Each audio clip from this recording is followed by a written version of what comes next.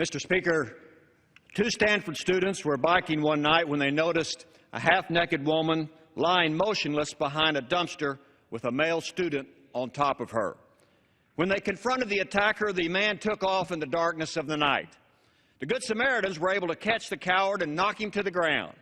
The woman, just 22 years of age at the time, was being raped, and the rapist was caught in the act.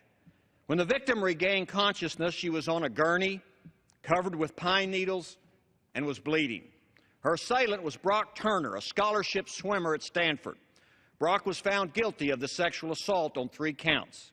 His sentence, a mere 6 months in prison and 3 years probation, because the judge said, quote, a prison sentence would have a severe impact on him. Well, isn't that the point? Mr. Speaker, the punishment for rape should be longer than a semester in college. The defendant's dad called it a steep price to pay for 20 minutes of action. Clearly, Brock is a chip off the old block, and Daddy will never be named Father of the Year. For many victims, Mr. Speaker, rape is a fate worse than death. And here's why. Because rape victims say after being raped, they die emotionally many times. And with homicide, one dies only once. After the sentencing, the brave victim read, Mr. Speaker, a 7,200-word document statement to her attacker, the rapist. And she said in part, I tried to push it out of my mind, but it was so heavy I didn't talk. I didn't eat. I didn't sleep. I didn't interact with anyone.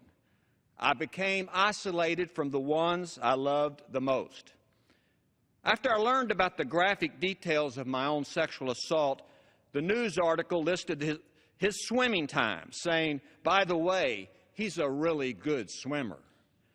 I was the wounded antelope of the herd, completely alone, vulnerable, physically unable to fend for myself, and he chose me.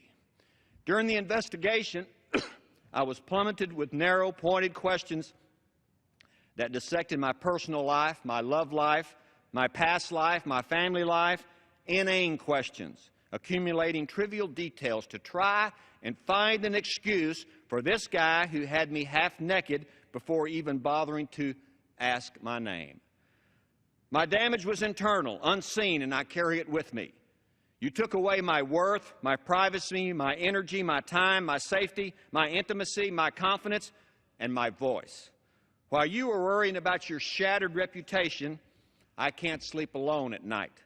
I can't sleep alone without having a light on, like a 5-year-old, because I have nightmares of being touched where I cannot wake up. I did this thing where I waited until the sun came up before I felt safe enough to even go to sleep. Mr. Speaker, I was a prosecutor and a criminal court judge in Texas for over 30 years. I met a lot of rape victims and learned how these attacks sometimes devastate their lives. This judge got it wrong. There's an archaic philosophy in some courts that sin ain't sin as long as good folk do it. In this case, the court and the defendant's father wanted a pass for the rapist because he was a big-shot swimmer. The judge should be removed. The rapist should do more time for the dastardly deed that he did that night.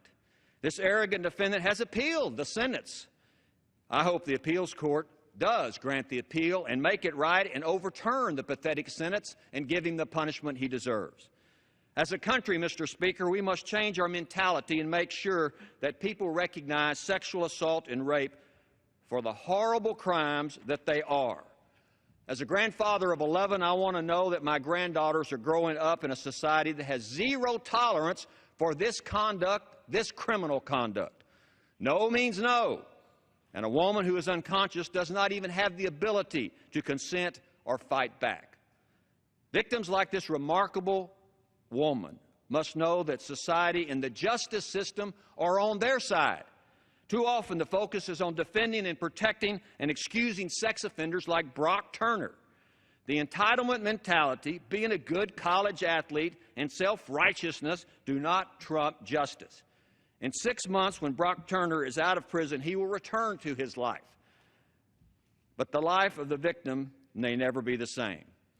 The criminal has given her a life sentence of mental pain, anguish, and turmoil.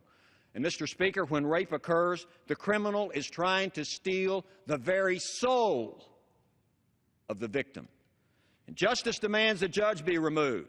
The defendant should receive more time in prison, and we, the people, the community, must support and assist the victim in all possible ways. Because, Mr. Speaker, rape is never the fault of the victim, and that's just the way it is. And I ask unanimous consent to introduce into the record the statement of the victim in this case. Without objection. Thank you, Mr. Speaker.